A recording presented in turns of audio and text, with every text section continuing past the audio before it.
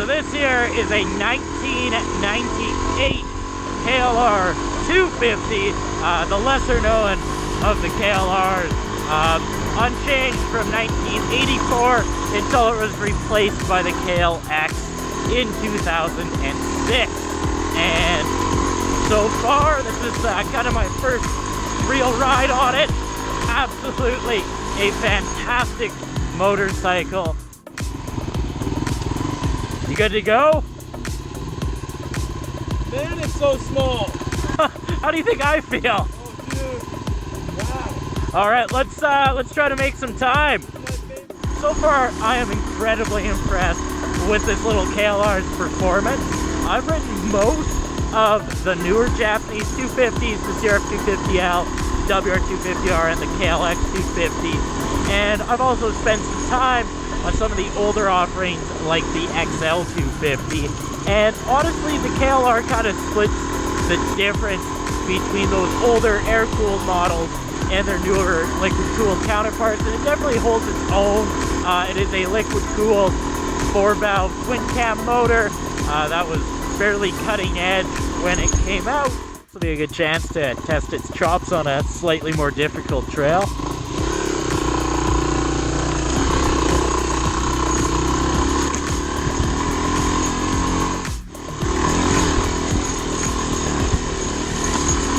Suspension is certainly showing its weak points in here. Definitely no match for modern dirt bike suspension, but at the end of the day, it's a 25-year-old dual sport that's very reasonably priced, so you just take it slow and pick your lines. It's really not a problem, and as long as you come into owning this or any Japanese dual sport with reasonable expectations, you're not going to be disappointed. And you know, definitely shows its weaknesses on inclines. I just had to downshift right there to get it to pull up. I noticed that on the KLX and the CRF 250L that they typically had to be downshifted. It didn't want to pull a gear. Now the newer 300s are a lot better in that respect, but again, if you're comparing this to the other 250 dual sport offerings, it's right there with them. And the KLR 250, like most of the Japanese 250 dual sports, is a really good option for anyone looking to get into dual sporting. It seems to be very approachable. We lowered this one. It's great. Yep. Is the key on? Okay. Kick it fully. It's a while since I've done that. Yeah. Just hopped on to Mike's XT250 here, and definitely a different bike than the KLR. XT250 certainly lower to the ground, a little lighter, and I believe it's a 5-speed. Power-wise, honestly feels pretty similar. I might give a slight edge to the KLR. Both of these great choices for any new rider. Suspension-wise, people could nitpick at differences. Honestly, the suspension on pretty much every stock Japanese small displacement dual sport is terrible. Yeah, suspension shows its weakness there.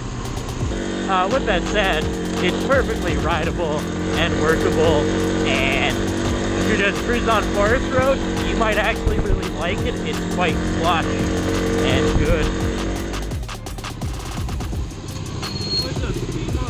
Isn't it good? Wow, great. Let's keep trucking, brother.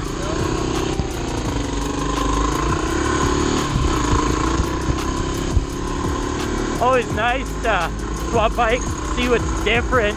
I tell you right now, the XT is a little lighter. With that said, the KLR does definitely feel like a far more substantial motorcycle. When you're riding it, it is quite a bit more stable. And honestly, I do think the suspension on the KLR, maybe a little better. Yeah.